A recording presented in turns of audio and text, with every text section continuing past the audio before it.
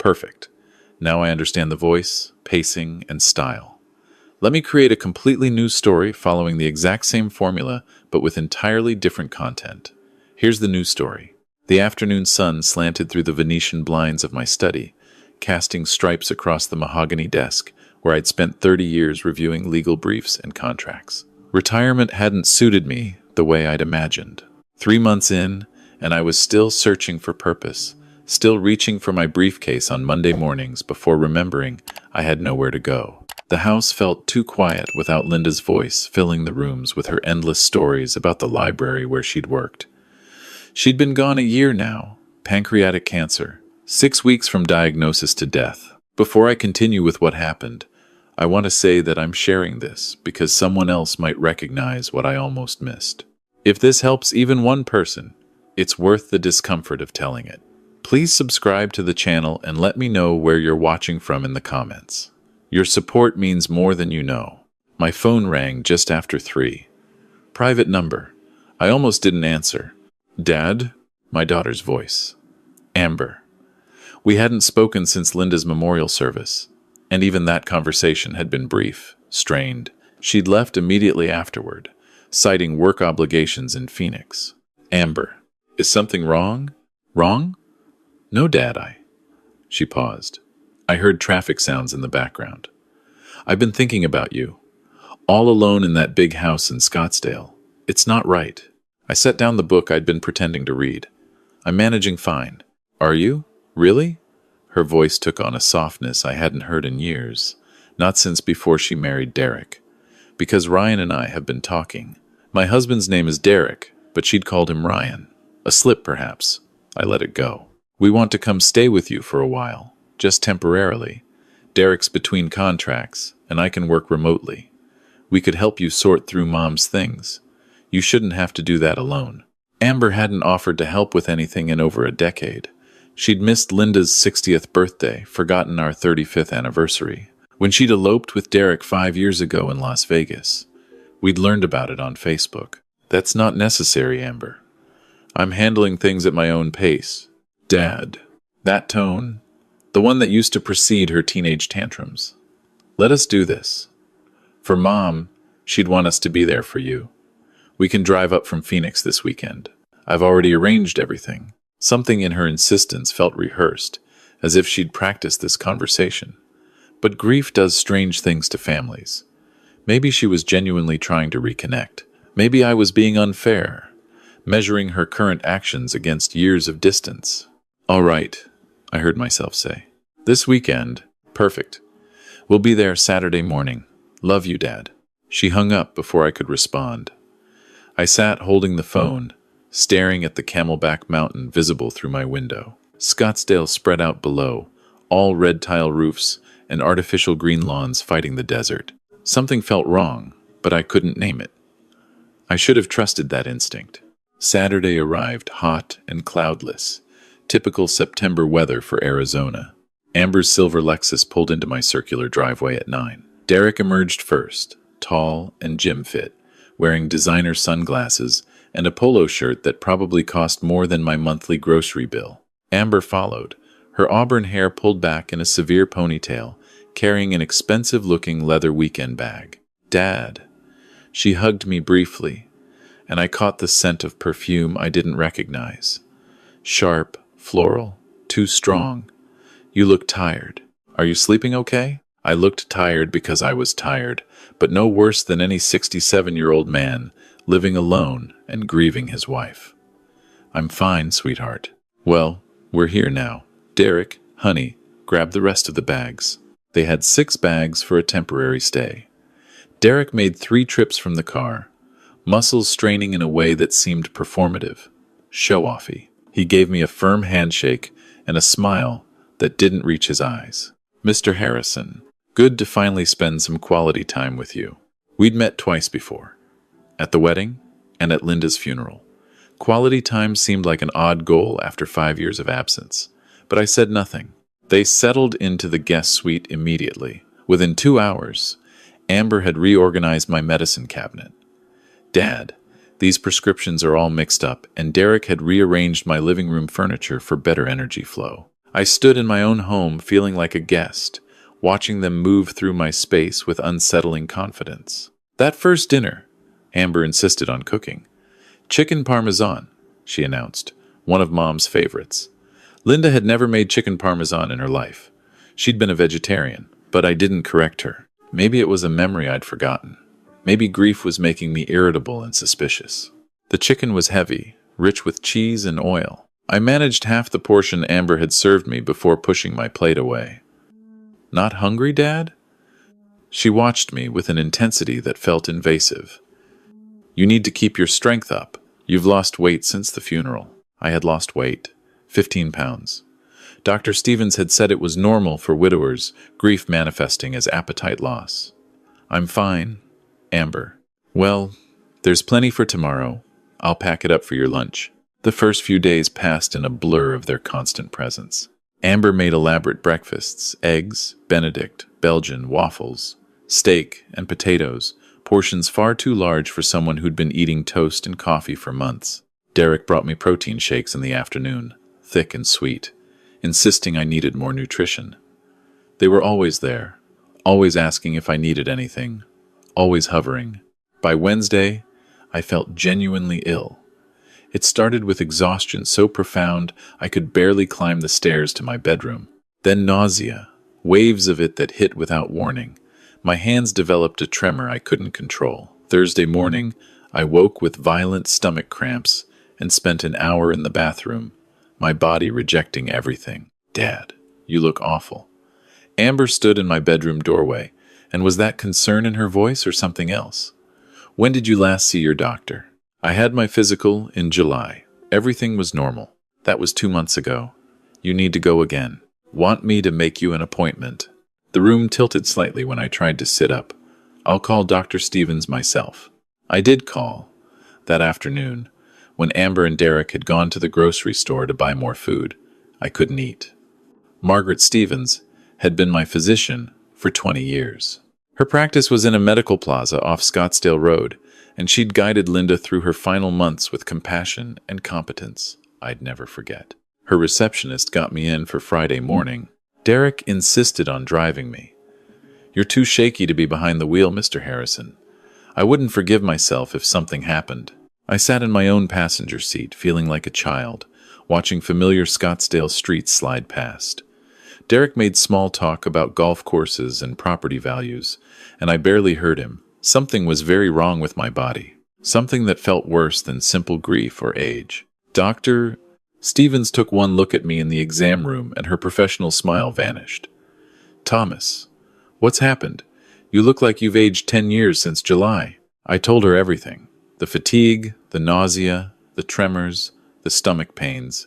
She took my blood pressure elevated, checked my eyes, listened to my heart. Then she sat on her stool and studied me with that direct gaze I'd always appreciated. I'm ordering comprehensive blood work, full panel, including heavy metals and toxins. Can you come back Monday for results? Heavy metals? The words felt strange in my mouth. Margaret, what are you thinking? She glanced at the closed door. Derek was in the waiting room. Your symptoms concern me, Thomas. The rapid onset, the combination. Have you changed anything recently? New medications, supplements, different foods? No. Well, I hesitated. My daughter and son-in-law moved in last weekend. They've been cooking for me, making sure I eat, they say. Something shifted in her expression, and before they arrived, you felt fine, tired, grieving, but not sick like this. She was quiet for a long moment, then pulled out her prescription pad. I'm giving you something for the nausea, but Thomas, I want you to be very careful about what you eat and drink. Prepare your own meals if possible. Don't let anyone else handle your medication. And don't mention these precautions to anyone. Do you understand? The way she said it, the weight of her words, made my mouth go dry. Margaret, are you suggesting? I'm not suggesting anything yet. Let's wait for the blood work. But Thomas, if those results show what I think they might, we'll need to involve authorities. Until then, be careful. Very careful. I left with Derek, the prescription folded in my pocket, and a cold certainty growing in my chest. My daughter, my own daughter. It couldn't be possible. But Dr. Stevens wouldn't have been so grave, so specific, unless she suspected something terrible. That night, I told Amber I wasn't hungry. Made myself a simple sandwich in my bedroom. Crackers and cheese from packages I opened myself. Took the nausea medication Dr. Stevens had prescribed. Locked my bedroom door for the first time in the year I'd lived alone. I heard them talking in the guest suite. Voices low but urgent. Couldn't make out words, just tone.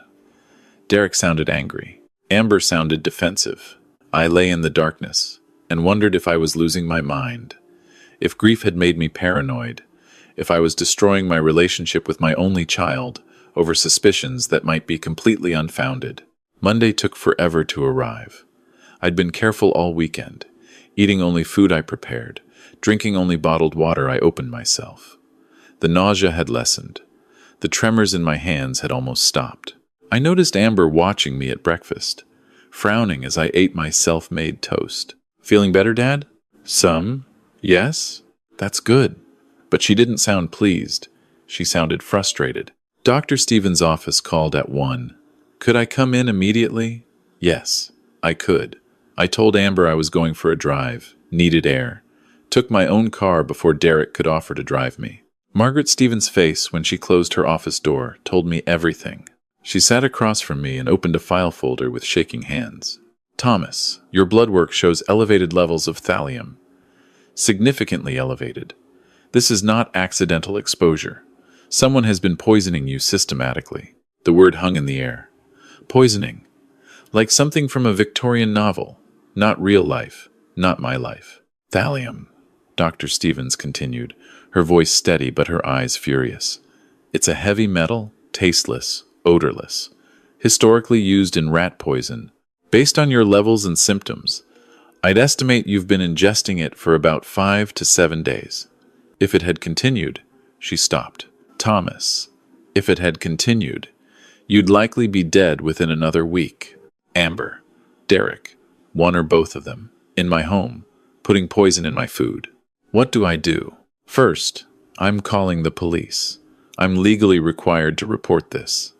Second, you cannot go back to that house while they're there. Do you have somewhere safe? I thought of Michael, my best friend since law school. He lived in Paradise Valley, just 15 minutes away.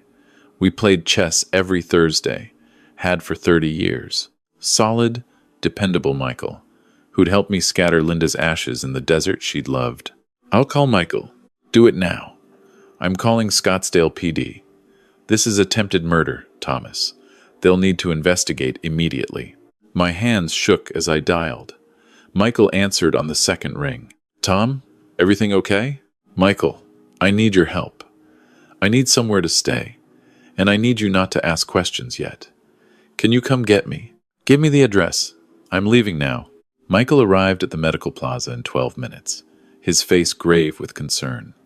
I told him everything in his car, watched his expression shift from disbelief to fury. Your daughter? Thomas, that's Jesus. That's unthinkable. But it's happening. What does she gain from this? And then I understood. My estate was worth just over $1.2 million. The Scottsdale house alone was valued at $850,000. I had life insurance, investments, Linda's life insurance payout that I hadn't touched. And Amber and Derek had been living beyond their means for years. The Lexus, the designer clothes, the expensive restaurants all over their social media. What if it was all facade? What if they were drowning in debt? Money, I said quietly.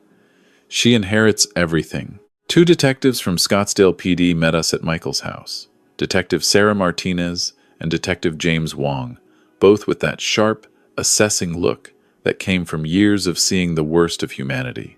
They took my statement, examined Dr. Stevens' blood work results, asked detailed questions about timeline and opportunity. Mr. Harrison, Detective Martinez said, we're going to need your permission to search your home and collect evidence. We'll also need to question your daughter and son-in-law. With your cooperation, we'd like to set up covert surveillance. Have you return home while we gather evidence. But I need to be honest with you, it would be dangerous. Absolutely not, Michael interjected. Look at him. He can barely sit up straight. More exposure could kill him. Detective Wong nodded. We can work around that. Mr. Harrison, do you have security cameras? No, never needed them. We'll install hidden cameras. If they're poisoning you, they're doing it when you're not present or aware. We need to catch them in the act. The search warrant was executed Tuesday morning. I watched from an unmarked police car 2 houses down as officers entered my home, as Amber and Derek were separated and questioned in different rooms. Amber's face when she saw the police was everything I needed to know. Not shock, not confusion. Fear. Guilty fear. They found the thallium in a vitamin bottle hidden in Derek's shaving kit.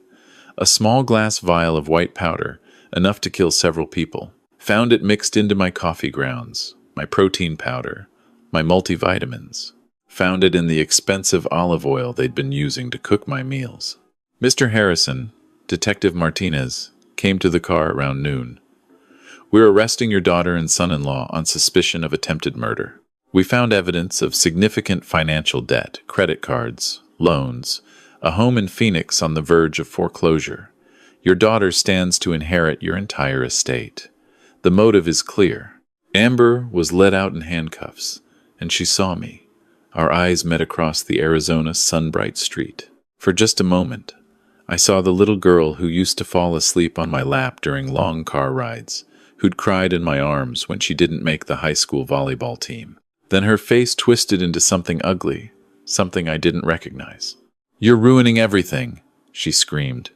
"We needed this. You're old. You were going to die anyway. Derek elbowed her into silence. But the damage was done. Neighbors stood in doorways. My private nightmare had become public spectacle. The hidden cameras the police had installed captured everything. Derek in my kitchen at 5 a.m., carefully measuring white powder into my coffee container. Amber crushing pills into the protein powder, glancing over her shoulder like a character in a bad movie. There was audio, too. Derek's voice. "How much longer? He's getting suspicious." Amber's response. "He's old and weak. Another few days. It'll look like a heart attack or stroke. No one will question it." Derek again. 1.2 million. "Amber, we can pay off everything. Start fresh. No more creditors. No more hiding." Amber. "Then, it's decided. We see this through." They'd planned it for months, it turned out. Researched thallium poisoning, learned it was difficult to detect, that symptoms mimicked natural illness in elderly people. Timed their visit for when I'd be most vulnerable, still grieving Linda, isolated and alone. They'd even practiced their concerned family routine, rehearsed their lines like actors. The trial was set for January. Their lawyers tried to negotiate plea deals, but the district attorney's office wasn't interested. The evidence was too damning, the premeditation too clear. Attempted murder, conspiracy, financial exploitation of a vulnerable adult. The charges were extensive. Michael let me stay in his guest house. It was small but comfortable, and for the first time in a year, I didn't feel alone. We played chess in the evenings, talked about Linda, about how grief makes you vulnerable in ways you don't expect. He never said "I told you so" about Amber, though he'd warned me years ago that her choices were troubling. I sold the Scottsdale house. Couldn't stand to be in it anymore.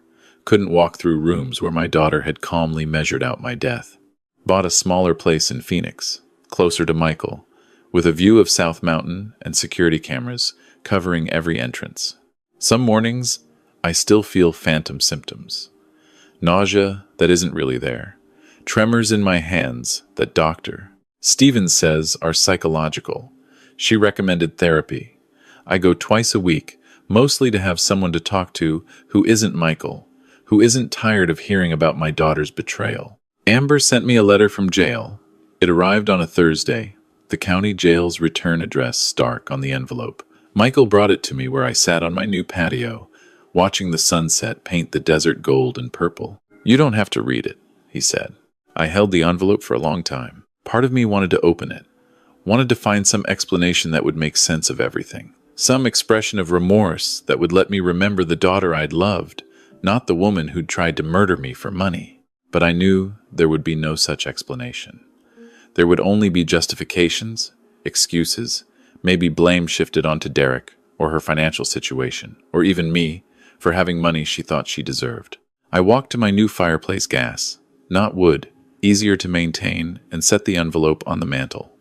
Unopened, next to a photograph of Linda from our trip to Sedona, her smile bright against the red rocks. Maybe someday, I told Michael, but not today. The letter stayed there for weeks. Eventually, I stopped seeing it. It became just part of the room, invisible in its familiarity. I'd walk past it every morning without thinking about it, my attention drawn instead to the mountain view, to Michael's car pulling up for our morning coffee, to the future I'd been given back. The opposite of love, Linda used to say, isn't hate, it's indifference. I finally understood what she meant, not forgiveness. I couldn't forgive what Amber had done. Not understanding, I'd never understand how a daughter could poison her father. But indifference. The choice to look elsewhere. To fill my vision with things that deserved my attention. With Michael's friendship. With the desert sunset. With the mornings I woke up healthy and alive. With the chess games and the therapy sessions and the slow, careful rebuilding of a life I'd almost lost. The Phoenix sky turns extraordinary colors at dusk. Orange and pink and purple. The sun dropping behind the mountains like a promise that there will be another day. Inside, Michael is making dinner. Something with garlic and lime that smells like comfort. The house is smaller than the one I lost, but it's mine. Safe. Filled with people who won't hurt me. And I am here, alive to see it all. That's all the revenge I need.